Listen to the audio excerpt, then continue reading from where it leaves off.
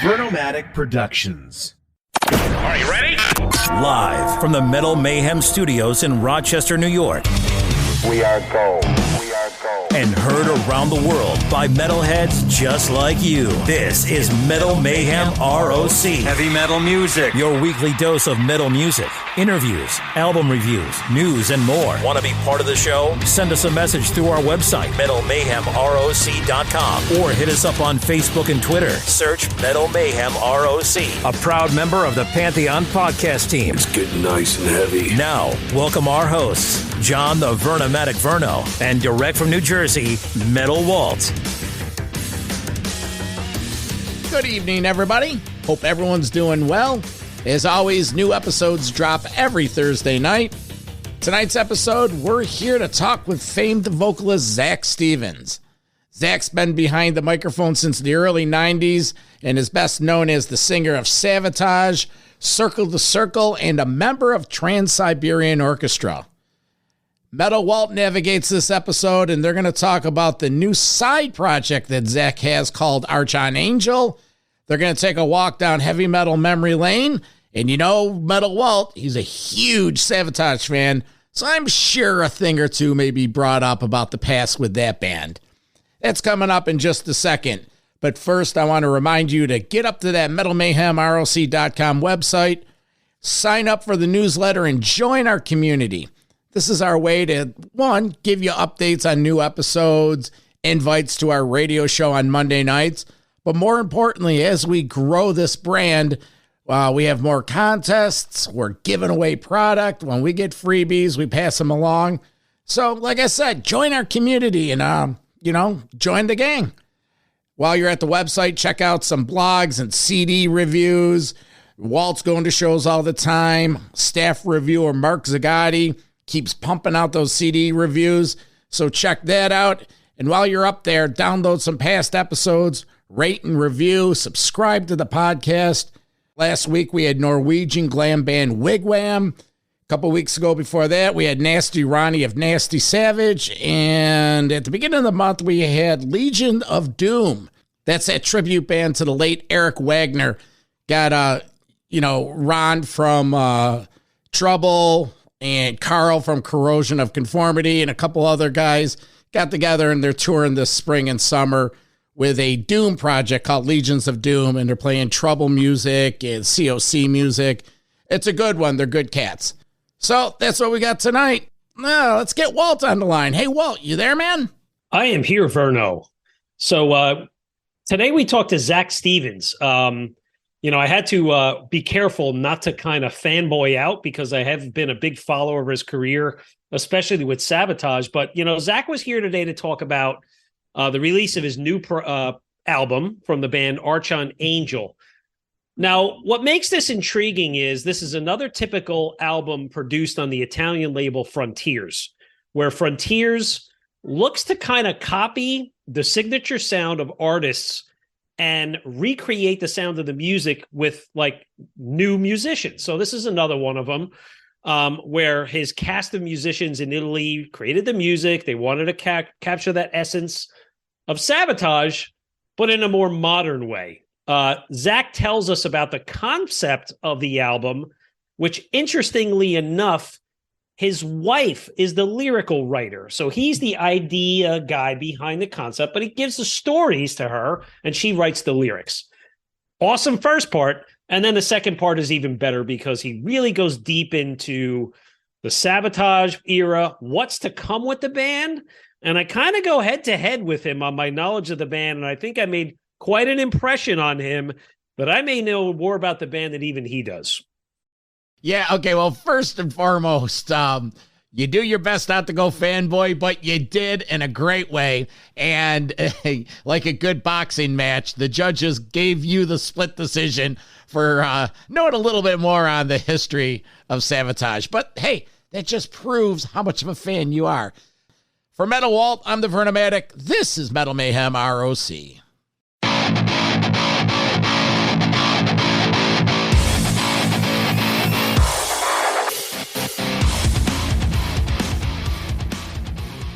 Zach, it's a real honor to have you on our show. Welcome and congratulations on the new Archon Angel. Welcome to Metal Mayhem ROC. Thank you so much.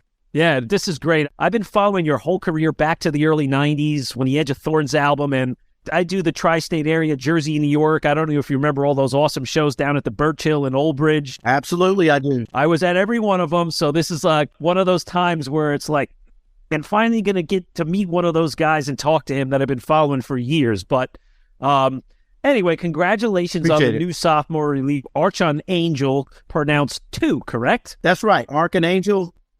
And you are doing this collaboration with guitarist and producer Aldo Lonobile. Is that how we say his name? Well, Lonobile, it would be the Italian pronunciation. But it looks like that. He's our guitarist and producer, and that's the same thing as he did on the first album too, called Fallen. So yeah, that's our. He produces several records for Frontiers and things like. He works with different artists and. Does a good bit of work for Frontiers there. I'm just one of the bands that he produces there. But yeah, Aldo, he's great. How did you get involved with him? And I was reading the press notes. It also says you guys have done some work with Timo Tolkki, the Finnish musician. So how did this whole collaboration come together? Yeah, that's right. Aldo did produce something for Timo as well. One of his later albums, I think maybe the last 3. He's now doesn't go with labels. I know I read something recently with Timo. He doesn't do the labels anymore. He does everything, he self-releases everything. But back when he was working with labels, he worked with Aldo and Frontiers. Yeah, we did a tune or two. It was a lot of fun, and that's how we met. Him saying, hey, you want a guest vocal on Timo stuff? And I said, yeah. So great stuff. And that's basically how we started. And then shortly after that, he said, hey, Frontiers wants me to produce some records with you and let's get a band name and everything. Let's get some stuff rolling. So, we got going, and my wife, who writes the lyrics, for Archon Angel, she came up with the band name, thought it was interesting. It's kind of a wild concept going all the way back to Gnosticism, which is a 2nd century religion that has elements of Christianity and non-Christian because it came, right after, in the 1000s AD. So it's very interesting. And the Archon's role was he's the only guy who can bring the messages of the people of Earth up to the higher divinities there. So message from the people to the gods. So that would be the belief at that time in that ancient religion. So I said, well, that sounds pretty interesting. And there's a little bit of historical, religious knowledge in there if people want to look it up and whatnot. But I said, yeah, that sounds pretty cool. Let's get we got a concept now. We're going to make it where the stories of the Archon's life are represented in the song. So each song on our 2 records now is basically a little story within the life of the Archon, who has wings and, he's powerful. And, as far as we know, it is fictitious. I have not seen an Archon recently heading to the grocery store or anything like that. So I'm going to say that it's fiction. But anyway, in this belief, he's a very powerful figure. So in our story, he comes back to Earth in the modern day time. So you would see him as real if the story were to be true. But, and then helping us through, the stuff that the world's going through, all the different political problems, all the stuff that we see every day that we label problematic. This guy can most likely help us through by taking our message to his bosses and then try to straighten us all out. So that's kind of like the, wild concept that it is. But each song represents a story in his life. That's pretty awesome. I really appreciate you illustrating the whole concept of the name and the character. And it's, as we're old school guys like you, we love to dissect the album cover.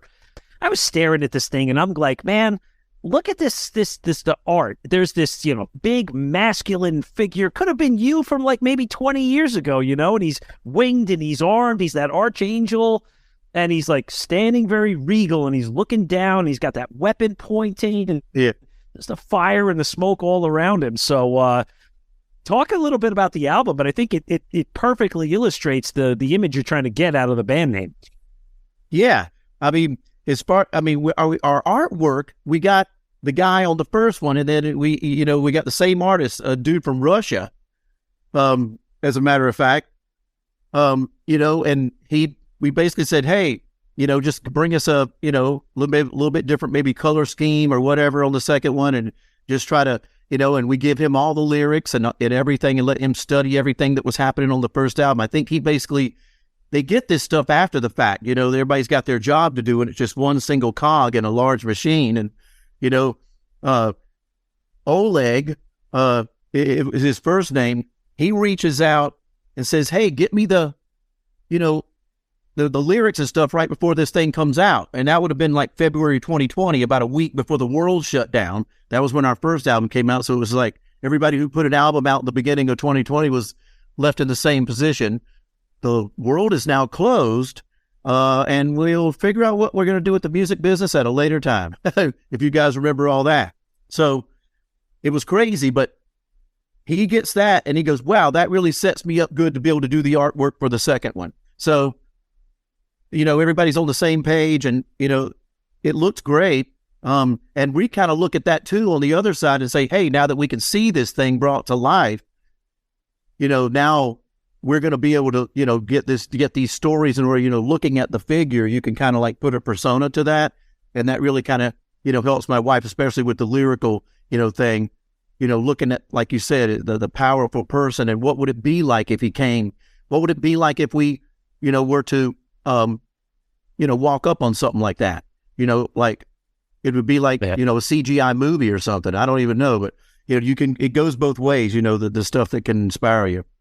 It's amazing too. We've had a couple other artists on the Frontiers come out to our show in the last 6 months or so, and again, yep.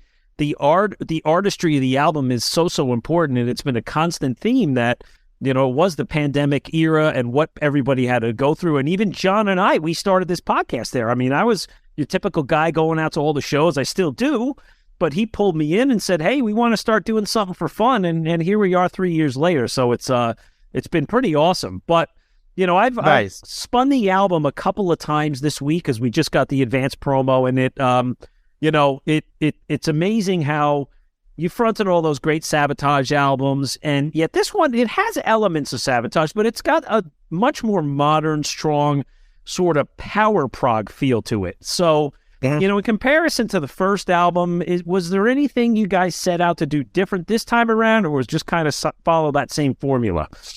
Well, the basic formula of what we did as far as the process was basically the same. I think it just was a little more honed in. Everybody having their role. I mean, we've got various writers. We got Aldo writing most of the body, of the compositions of the music, and he gets together with our keyboardist Alessandro Del Vecchio, who has some input too and does some writing. Me as well, with all the vocal component, the vocal melodies and stuff. My wife with the lyrics, and Antonio Agate, who is also a synth guy who worked with us for some keyboard work. He also writes as well. So, and we got a song Quicksand on this record that's contributed by Chris Caffrey, our old friend and my current bandmate in TSO and Savatage. Yep. So that even expanded us a little bit more. So I've always been one to say, hey, I kind of like it when we get a little bit broader, expansion of the writers involved, because it gives you a little bit better outlook, rather than just have one person or two people, or you can kind of get stuck. But with the thing we got going now, we've got input coming from a lot of sources, so that's cool. I right away I noticed that it kept everything real fresh. The process is about the same. We're recording, of course. We do a lot of remote stuff. As far as drums and stuff, that's done in Aldo's studio with Marco, our drummer, and all the guitars are done there, the bass. I'm about the only one who's shipping in tracks from the United States. I got the studio working here in Columbia that I do everything at. We did we recorded, every song for this record, and I just kind of send the tracks and say, here you go, use them as is, just, mix them in, and we work on the mix after the fact, but it works great. Everybody's role, everybody got a little more comfortable within the role. From writing to, every piece that everybody does. That, to me, helped. as far as a musical direction, we didn't really have any, meetings saying, hey, we got to do this or that, or we got it. Some people told me, hey, it sounds heavier and stuff. Yeah, maybe so. And we didn't have a meeting about that, but we had an abundance of songs, which helped. We had like 16 songs that I think that we had at our disposal, and then we were choosing 11 for this album. So we had 5 that didn't make the cut. Yeah. So there's more and more songs that didn't make the cut, and I think that makes for a stronger album when you have, some extra stuff to choose from. And that's probably the main reason it might have gone a little bit heavier. I mean, the first record, it had a little bit more of a prog element, in my opinion, on the album Fallen. Maybe there was 3 or 4 songs that were super prog, which is cool because I'm interested in messing around with everything. But this one, I think you're probably down to about 2 that I call traditional, prog type metal. And and I guess that lends itself to say that it got a little bit heavier on the fringes. I mean, you got stuff like that song Lake of Fire on the new album is an example of what I would call more progressive, a little bit more prog, so to speak. And there's, to me, there are a little bit fewer big, turns out to be, I call them like epic production numbers. That's exactly the word I use for that track on the end. Really? Because I reviewed each track, and I'm going to give you my feedback on a lot of the tracks. So I called that one a very epic track. Has a lot of contrast, stands out from the rest of the album, extremely melodic, close out the album in a memorable way, soaring vocals. We love this one. So that was my liner notes on that one. Yeah, that's a good one. But let's go back to the beginning of the album. So Wake of Emptiness, right? This one starts off with the soft piano. It builds, it kicks into high gear, really melodic, strong chorus, great album opener. Then you go into Avenging the Dragon. Killer song title number 1. Killer, heavy riff, and then I love that multi-layer vocal that's just placed in there perfectly. Reminds me of the song Chance, and great killer 1-2 punch. So talk about those 2 tracks. Well, yeah, Wake, it's a little bit different way to open a record up. I mean, everybody kind of gets used to the, coming out, guns blazing, that kind of song to open up. I mean, but we, I said, hey, let's do something different. Because at this stage of my career, I mean, you're looking at, it's been 30 years since Edge of Thorns, Savatage came out. So just to put things in perspective, I've been doing this a long time. So I'm looking to find some different angles. And so I said, yeah, let's start like that because that really lends itself to the thought process of what's going on here. And it sets the stage, mentally. I think psychologically, that was a good song to set the stage. And that's pretty much what it did for me. So that's why we said, hey, that could be an opening track. Let's do that. Avenging the Dragon, you're getting a little bit more aggressive. But yeah, cool track. I love doing the layering and stuff like that. I mean, we take it, I get it here from different angles. It's funny what I do and going into the studio as far as, vocal process and layering is kind of just for myself, that's kind of the way I do my art, instead of being a painter and painting on a canvas. The microphone is my canvas, and that's the way I paint, and that's the way I do my art. I paint with vocals. So, I hear sometimes people go, man, the less is more. I think on the Savatage thing, we often did more like less is more, more one lead track, and then let the music and let everything bombastically, blow up behind you. I do a lot of that, the harmony stuff, just because I feel like it's appropriate for this. But I do get feedback from both sides. Some people say, hey, I love the layering. And then other people say, hey, it would be, simple is better. I just try to go, kind of like a happy balance. That's all. But I think those 2 tracks are good for opening up, definitely. Oh, totally. And then, then you go into Fortress, right? Now, Fortress, if there was FM radio anymore, that one would be all over the radio. I say that all the time. I said, man, I should call my local radio station WDHA out of Cedar Knolls, New Jersey. I'm like trying to sneak that one in there. But that one's, it's anthematic. It's got everything you like. It's a catchy tune.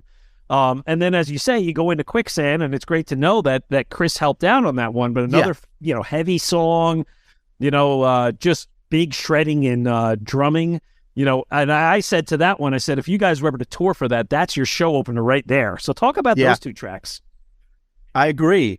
And that was, I really love that, the collaboration there, because that's the first time that me and Chris have been, like collaborating since, probably Circle to Circle, like, especially the first 2 records of my old band Circle to Circle. So that was really cool.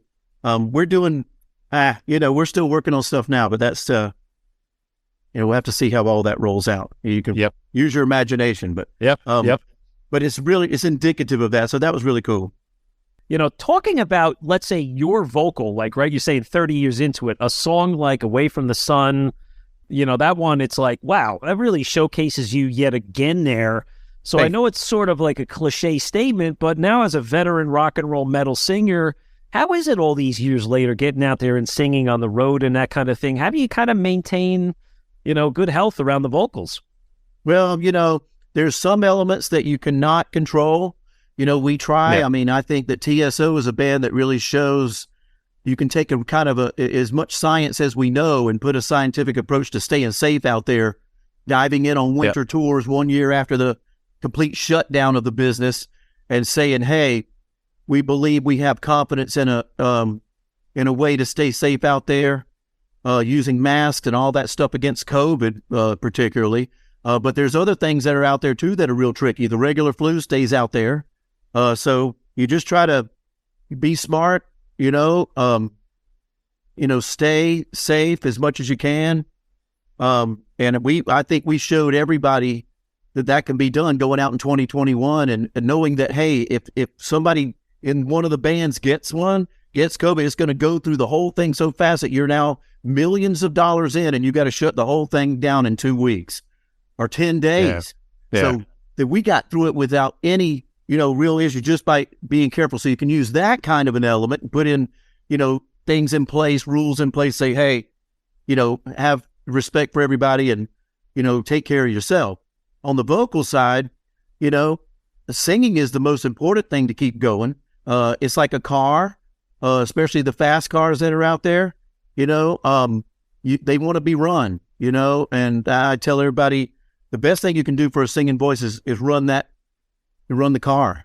Don't let it sit too long, because when things sit, they start leaking and, all kind of junk, and it just, you got to get it fixed. So I'm constantly singing, and I think that's important now that I'm getting up there, with, I'm not 20 or 30 or even 40. I'm in my 50s now. So I got to continually keep it going, stay in shape, constantly, hitting the gym and whatnot. I, don't smoke. I mean, I never smoke cigarettes, which helps because that's a real big killer of a lot of things vocally, but, and drinking, cut way back. I mean, just trying to be smart with, it's your body. You got to remember with singing, your body is your instrument. So I think that if you remember that first and foremost, then that guides you in the right direction. It's not like you can, you don't want to have a guitar and go, hey, I just bought this new Les Paul for like $1,700.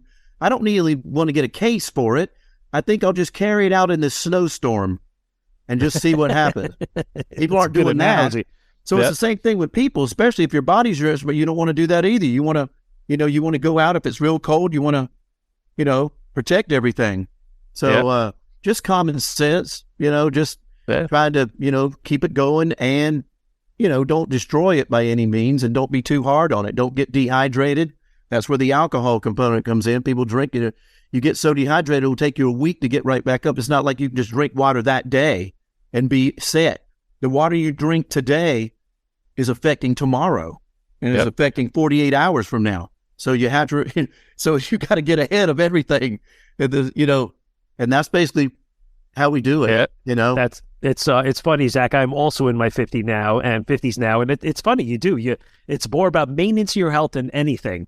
But it's great to hear you, and we'll talk a little bit about the TSO performances in a little while. But I want to finish off our segment on the new album. So a couple last songs to talk about. These are the heavy ones: Afterburn, One Last Reflection, and Bulletproof. It was funny. My 8-year-old daughter, my youngest child, came home from school the other day, and I work from home, and I was spinning the album as I'm working, and she walks up to my office at home, and she says, "What is this song, Dad?" And this was Afterburn. "This is crazy." I said, "Well, describe crazy." "I don't know. It's just crazy."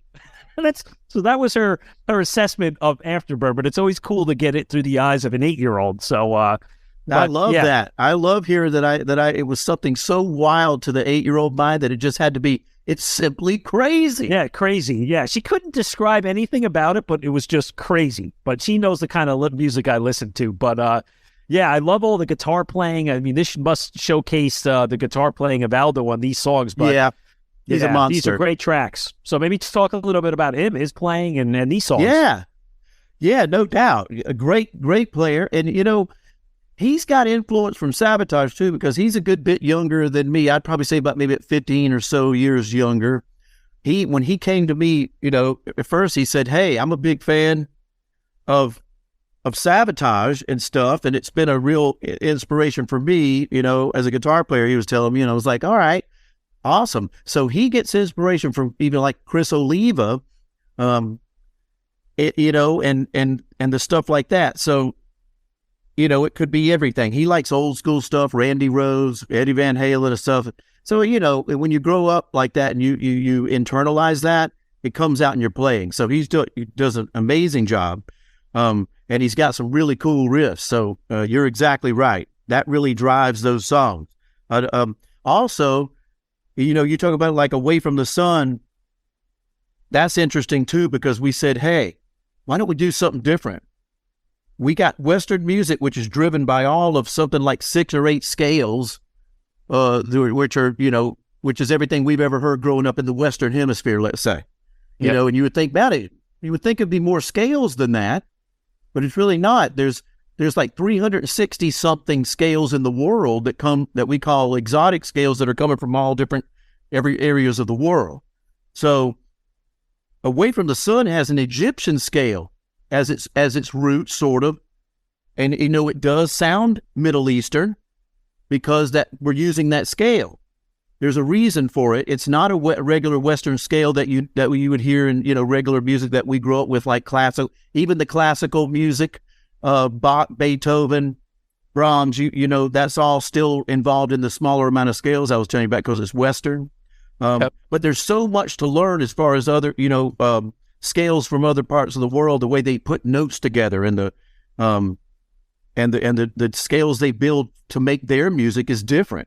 So we said, hey, let's do something with an exotic scale. So that's where Away from the Sun kind of came from, which is different. Of course, It's about the Archon landing in the middle of Egypt, looking at the pyramid and trying to figure out a few things of how to help humanity. And he's gaining power by probably the ability to watch one of the pharaohs in their ascension into the heavens and their journey, which is an arduous journey.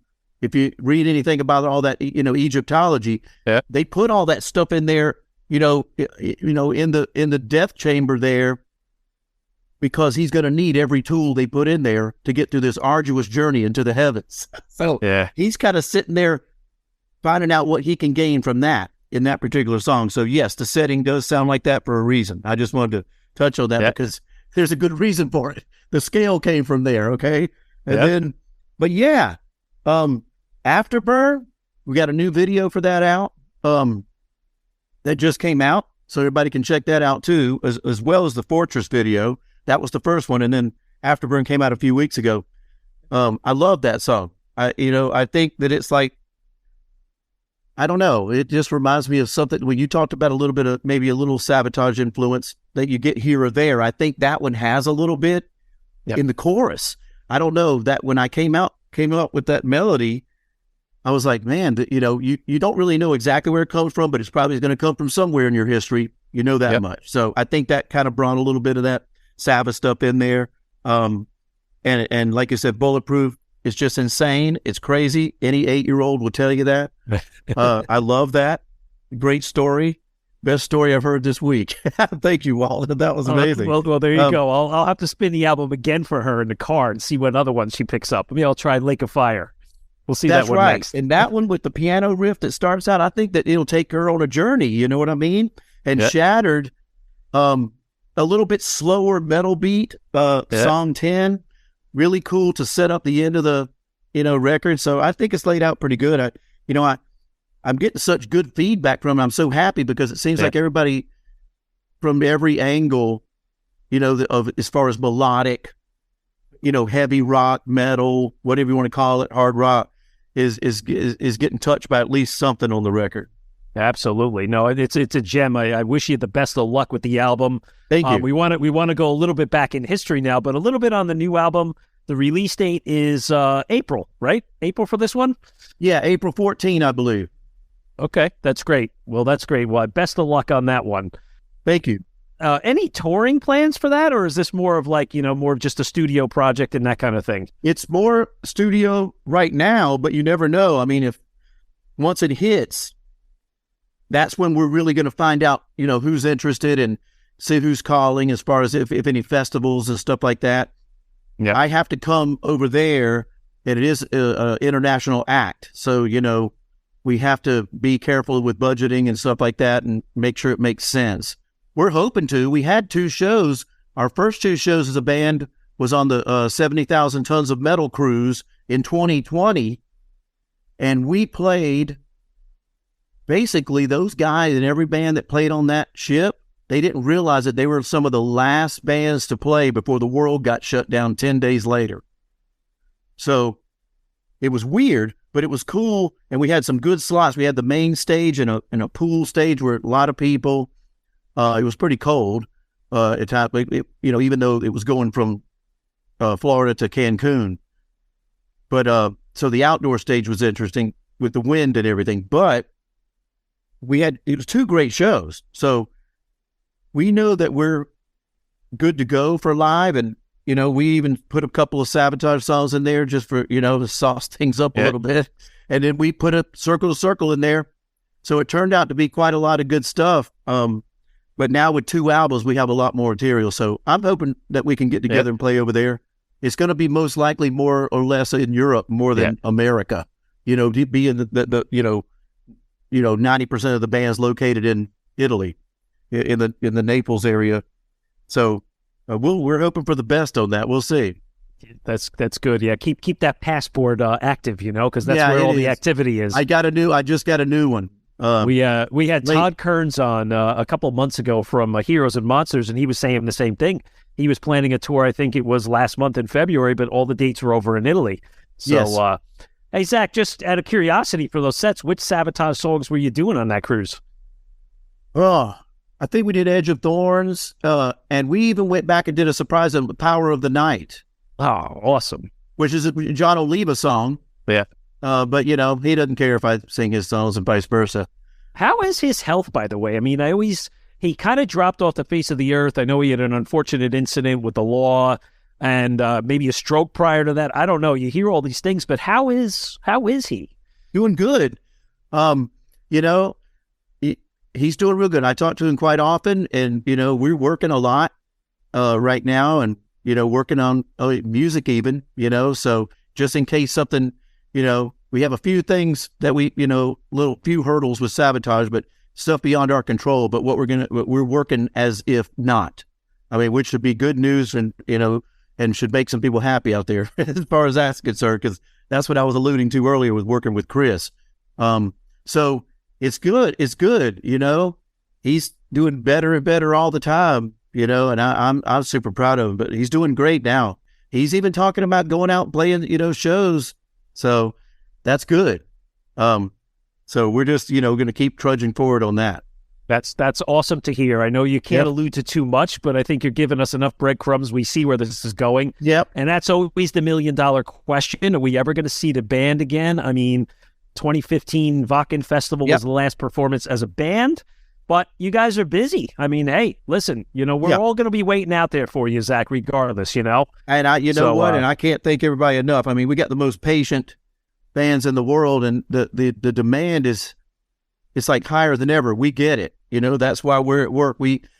You're right. 2015, we came together. We took TSO and Savatage at the same time over there to Wacken, one of the largest open air festivals in Europe for heavy music.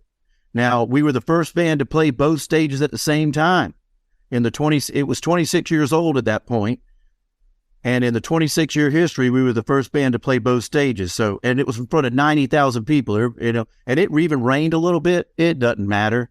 Those people would have swam in 5 feet of water to see it. And we also got some good video and had several big production companies video. So, they're still could be a high chance you could see the DVDs on that.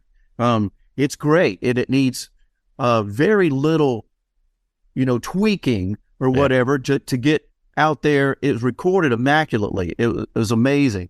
The plan was to come together after that, get the reunion and play, places and increase it year by year, maybe doing festivals in Europe or even over here in the States and playing. And then Paul O'Neill, he passed away, our producer, and that was tough. And, really that made it where the impetus was, focusing on TSO and keeping everything rolling after his passing, which was been tough, but it's a testament to everybody involved, all 32 band members, the management, the crew. Everybody has done a brilliant job doing what they, and we always have this saying, hashtag, what would Paul do if we ever run into an issue? So that's kept us focused. So everybody's done a great job. People don't realize how much hard work it took from every single person, band, crew, management, everybody, to really keep it rolling. And we not only kept it going in the right direction, we even, we're putting upgrades in there. Yeah. But we had to get confident that we could do it, because when you lose your boss who's got his hands in everything, and he has been a genius guy running every single detail the entire time, even for Savatage since he came on board, for Hall the Mountain King album, and all till 2017. It's, you wonder, wow, when you got somebody with their hands on everything like that, can we really be able to take the rein, take the ship and steer this thing? Knowing that with an organization like that, you don't, like every big ship, you don't just turn it on a dime. We need 8 nautical miles to turn this thing. Okay, start the process. Well, it's an amazing, I didn't catch the tour this year, but I with that previous 2 tours, but the amazing musicians that come through, not just you guys named guys, right? You have Russell and you have Jeff and Johnny and everybody out there, but you get, some of the female singers that are cutting their teeth now. But, for you personally, Zach, me being a Savatage guru, you trekking out and doing Old City Bar, man, goosebumps. You're not only do you have to sing it, but you have to act it out. Yes. And then you got, then you're sprinkling in songs like Chance at one tour, Welcome. You open the show with Welcome, Up on the Risers. Yeah. Probably me and 4 other people knew the song, but I'm going fucking crazy with the metal whore. And then the other tour, you had Handful of Rain. So Chris's guitar coming up on the screen. Yes. From Streets, fucking A, man. There's the whole thing coming together. Yeah, and we're going to continue to do that, and we got more work to do. But, what about Paul? That, as far as the Savatage piece, that's been, there's so much energy having to go into keeping the TSO ship going, which is huge, and that's carrying things like Savatage and where we're working right now and things like that. It got us off track for sure, obviously. But the cool thing was, in the last 2 months, I would say of last year, right before the TSO tour and definitely during, we were meeting, having a lot of good meetings as Savatage, especially in the rehearsals phase of the tour. And it was great to see that we got more work done in the last 2 months of 22 than we did in the whole path of 2017, reeling from Paul's situation till now. So that's a lot, to say that many years, and to get that much work done, that's positive. And that's what I'll leave it with, because I was so happy to do, to be involved in that. So the way I look at it is kind of look, the whole thing started from Savatage, no matter what. We discovered TSO and we figured out a niche. That was Paul O'Neill, mainly. And then we were able to take it, and it got really huge in America under the Christmas band, TSO. Yeah. But it started from Savatage. So now my vision personally is to say, hey, it went from one band, then it kind of became another, and it kind of shrouded the Savatage thing for a while. But now the time is a-coming to get that separation again and go 1 to 1 to 2. and have it be, the two different entities. We have it now. We've got it. Everything's, it's been so many years, and it's been long enough to where we can get both those ships to sail. I know the TSO ship is like a giant cruise liner, the newest one from maybe Disney Cruises or something, but Savatage is still that ship that you see on the front of the Wake of Magellan album, battling the seas, and we're going to battle the seas and come out victorious. So we're still a smaller ship. It maybe look like the Mayflower at times. However, we still have some major diesel engines that we installed. So we got to get the thing rocking. Listen, I just came up with an idea while you were talking. I think you guys go out on the road as Trans-Siberian Orchestra. You bring the best of the musicians and the singers, and you do a Savatage set list. Wow. Well, that excites me, because that's the kind of stuff I think about from time to time. And, some of the stuff, we would need some additional resources for some of the Savatage songs, that have all the counterpoint vocals, the cannons, and everything, if you will. But you know what I'm saying? That we did, but it would be even bigger if we had that help. If we had the other, like 8 or 10 singers back there, it's there's a lot that can be done. I mean, you're thinking like me, so who knows? I mean, the sky's the limit. I'd love to see stuff like that. I mean, I remember that tour. I can't remember the female vocalist, but she sang a little too far, and that was beautiful. And I mean, I've heard "Believe" on a couple of tours where you weren't singing, somebody else was, but the material of Savatage just fits right in perfectly, no matter who's performing it, as long as they're a quality musician and singer. Yeah, because the song is there, and the emotion and the meaning and everything like that is right there. So you're right. People might not really know of that audience. They might not know that it's a Savatage song that came out, on Streets like that one. Yep. So, but the song is there. So they're like, wow, that's cool. And that's what matters, because our longtime fans that are stuck with us through all this, they know where it came from. And that's what's the main thing that's important to us. Absolutely. Absolutely. Well, Zach, before we let you go, I got to have a couple little points where we started the conversation, going back to those early Savatage days, the Birch Hill nightclub, New York, New Jersey, Asbury Park. For me personally, the first time I saw you was, it was September 1993 at a place called the Fast Lane in Asbury. You had just joined the band and you just got out on the road. Yeah. And you were promoting the Edge of Thorns album, one of my favorites. I love so many tracks on that. The title track, Conversation Piece, He Carves a Stone, Scraggy's Tomb. I mean, fucking killer. But it was just a shame that you guys, I think, were ready to go out on the road with Vince Neil after that, which was when the fatal car crash happened. So just to set the record straight, I think John had stepped away from the band. How did you get into the band?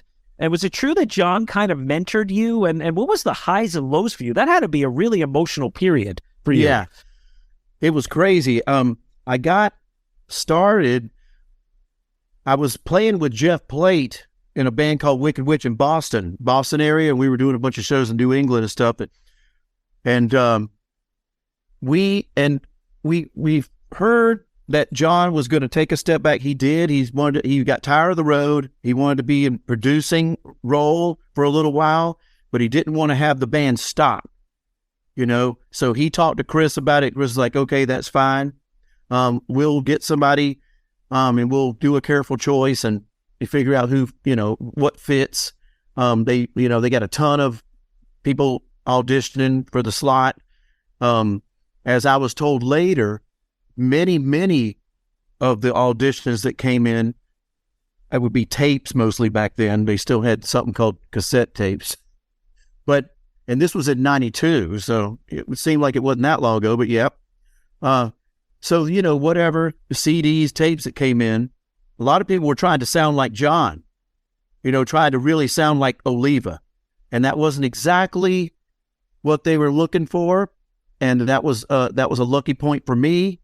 You got to be lucky sometimes. You got to have some talent, but you also need some luck. So I had luck, definitely had the luckily component on my side, especially because Chris Oliva's wife, Dawn, at the time, she was kind of listening to the stuff that came in along with Chris at their house in Florida, and she just, for some reason, she gravitated toward my demo, which came from Wicked Witch band. So she was like, this is the one right here.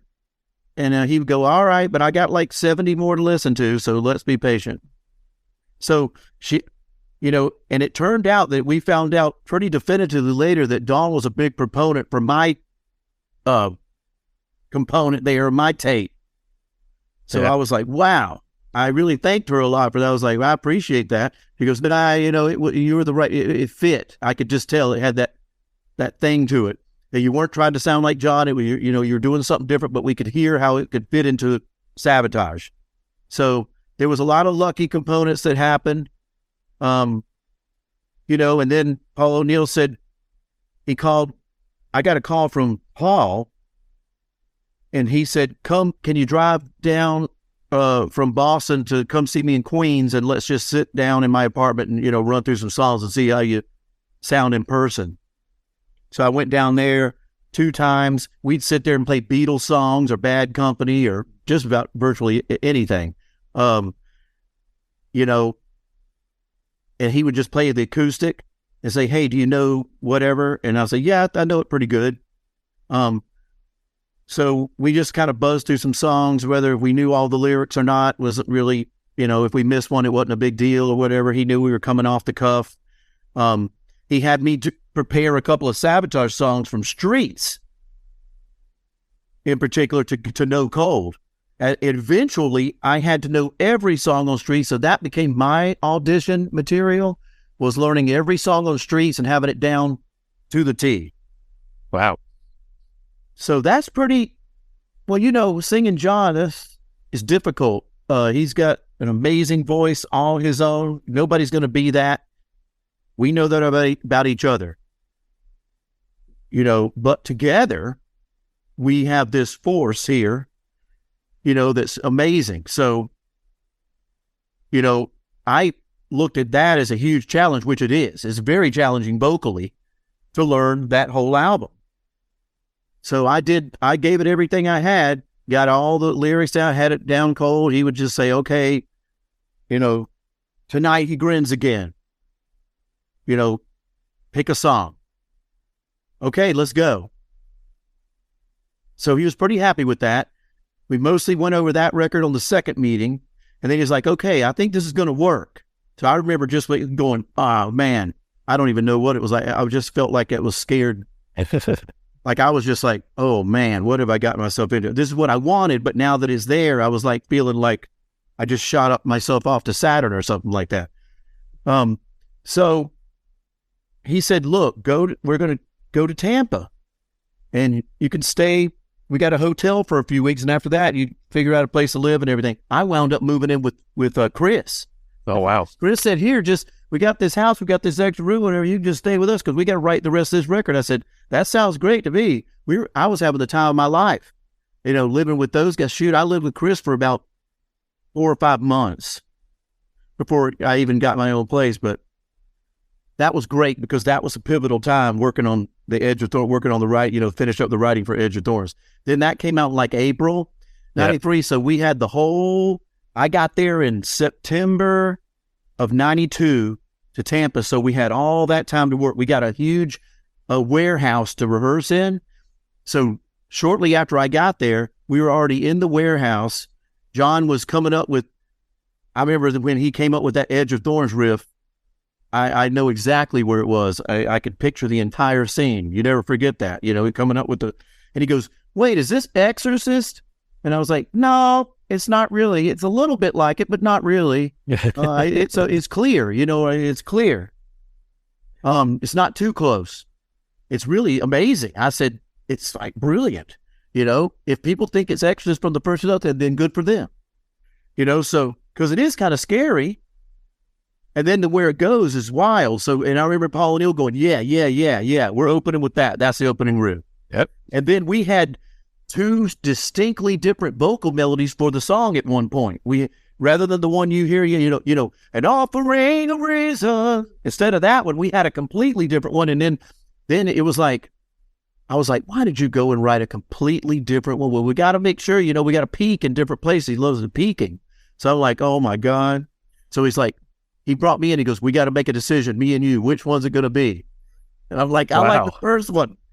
See, and the one we hear today, the one that went on the album, that's the one I said, that's it. Let's don't fool around. You know what I mean? The other one, there was just something about it. It was a little bit stiff. I can't remember exactly what it was, but little things like that. And that's really how I came aboard. And then I had to change my vocal style because I was mostly real clean coming on, and not really having a lot of experience. So, I had a good range, but I was really clean. I didn't really have that other like rough element like John. So I had to have this, what we call it's kind of like I think he called it the afterburner, believe it or not, even though, we got that song called that on there. But he was like, you got to kick in the afterburner. You got to kick in overdrive or whatever it was for these choruses. You can be all nice and sweet on the, some of the verses, but for some of these choruses for all these songs, you're going to have to. So then I was like, but I was able to quickly adapt just from the experience I had because I've been singing since I was 9. I mean, drums is my first instrument. So the minute I started playing drums, I had to sing because the first bands I was in was like, we can't find a singer better than you, so you're going to have to sing. So I was singing everything from behind the kit. So I had a lot of years, but I just didn't have a lot of years experience at that point at frontman. I'd always been the drummer who sings. So, but I just, having the years of experience helped me to get, say, hey, all right, well, I'm going to change this tone and develop at least a two-dimensional voice, which is what I had for the Edge of Thorns album. I look back, now, and of course you're going to look back, even some years later, not even 30 years later, you're going to go, oh, man, I could have done that better. Yeah, sure, you grow over the years. So it doesn't make a lot of sense to look back on early records and say, ow, man, I'm cringing. I did that a little bit back when I was younger, but it really didn't make much sense. So it has magic. So let's just leave it at that. I'm not going to go back and go, obviously you're going to do some things better. I think nowadays I have more like a 4-dimensional voice. So, for example, rather than 2-dimensional. So there has been, all these elements added. And like you said earlier, the acting and stuff like that for TSO, that's an element that I didn't have any, would have had nothing to do with back then. But now acting has a lot to do with TSO and telling the stories in the songs. Acting is a huge component. So that's something that, I developed, coming into, whatever 8 or 9 years ago, coming into, TSO, that I had to develop more too. So there's always these little things you have to continue developing to grow. I don't want to sit and get stagnant and, depend on my past catalog.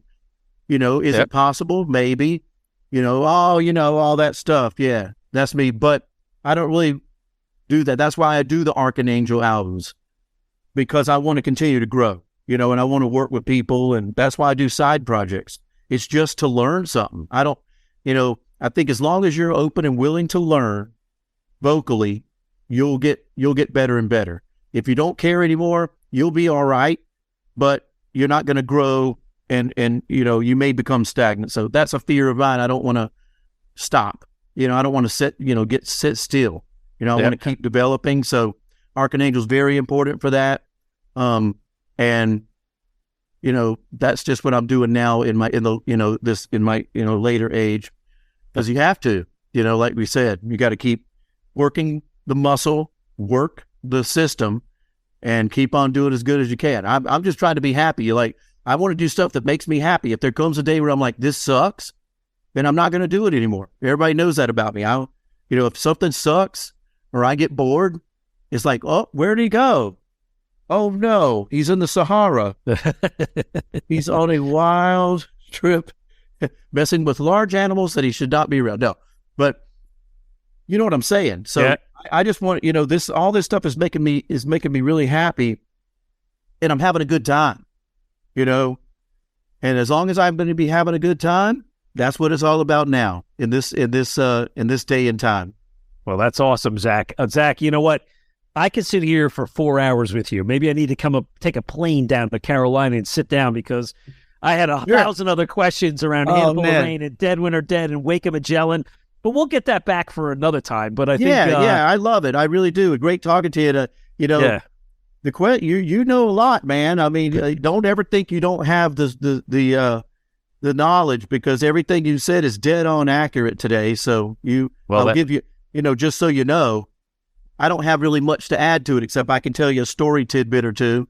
But yeah, we'd love to have you back on the show sometime, and we'll pick the band apart, and we'll go through lots of other questions. But I wanted to leave it on a high note because you are here to talk about your current project. So all I could do is say best of luck with this. Thank you for your time today. It was extremely insightful, and we look forward to communicating with you again down the line. So thanks so much, and never forget the Birch Hill. Never forget the Birch Hill. Oh, I won't, man. I remember it like it was yesterday, man.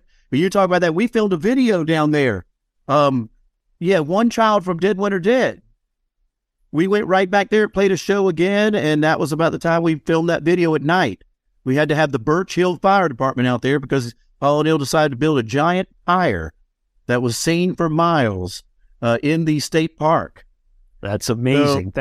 That's amazing. I have there's actually a place, I'll see if I can get you one, is you can get old defunct clubs, like the logos on a T-shirt. I'll see if I can get one, and I'll reach out to you on that. I would love that. Yeah, that has a lot more, distinct, place in history than you even know. As far as Savatage history, it's gone. The place is it's a senior citizen That's home. what I every heard. Every time we drive by it, it's like, the routine that I had going in my early 20s was drove down from North Jersey. You stopped at the local titty bar. You got a little banged up. Then you went down, you went to the Birch Hill. The headliner went on somewhere around midnight. Then you swung the car around. Either you hit White Castle or the diner on the way home, and that was the ritual. Right. Got home at 4. Well, hey, the fact that it's the old folks' home now is important, because that will be my next stop. Zach retires at the Birch Hill Nightclub Senior Citizen Center. Awesome. I love it. Thanks, man. It's been amazing. Thank you so much. It was a blast today. I really appreciate it. Thanks for having me on, Walt. I appreciate it. All right, Zach. My pleasure. We'll speak again, brother. Rock on, man. Best of luck. Thank you so much, man. I'll see you later, Walt. Cheers, man. Bye. See you.